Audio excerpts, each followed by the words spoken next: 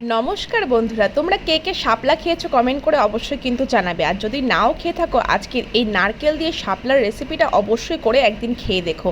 শাপলা দুয়াটি কেটে নিয়ে ভালো করে ধুয়ে নিচ্ছি এবং এর মধ্যে লবণ মাখিয়ে রাখছি কিছুক্ষণ, যতক্ষণ আমি তেলটা সম্বার দিচ্ছি।